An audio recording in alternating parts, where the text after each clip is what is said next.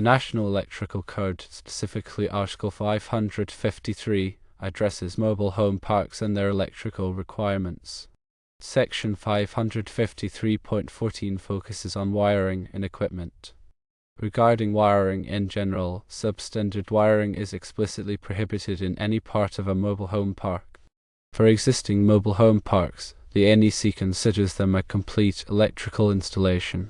This means the entire electrical system must be brought into compliance with the code's requirements. Compliance can be achieved in increments, but the work must be coordinated. The goal is to bring the entire electrical system into compliance within a reasonable time frame.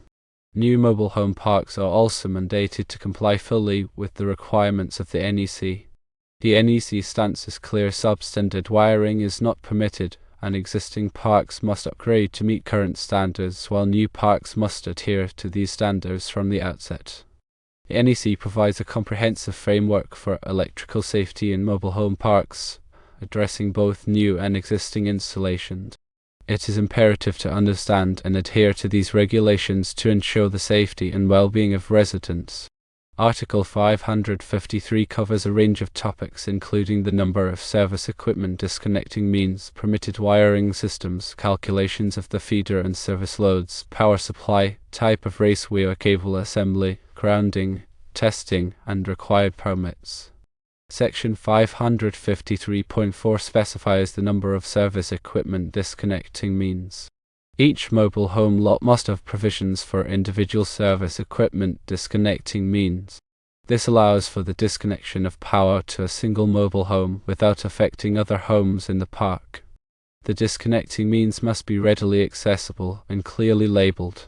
Section 553.5 outlines the permitted wiring systems.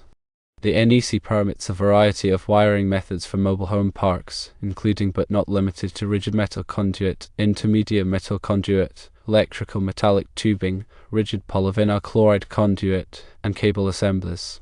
The specific type of wiring system used depends on the location, environmental conditions, and local codes.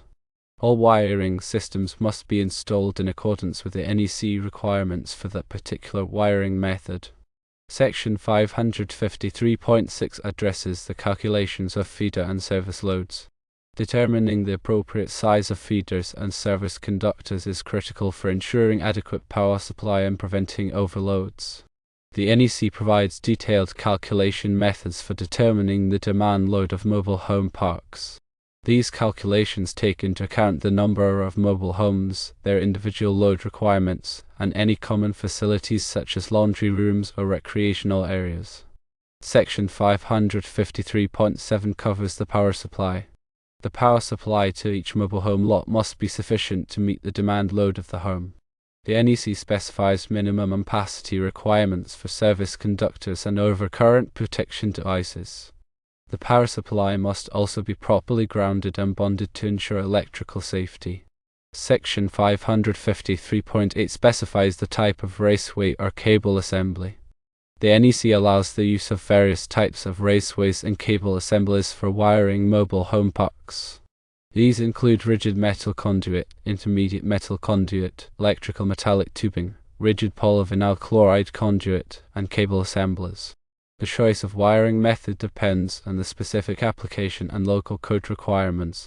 All wiring methods must be installed in accordance with the NEC requirement. Section 553.9 covers grounding. Grounding is essential for electrical safety. The NEC requires that all metal parts of the electrical system, including service equipment, enclosures, and raceways, be properly grounded.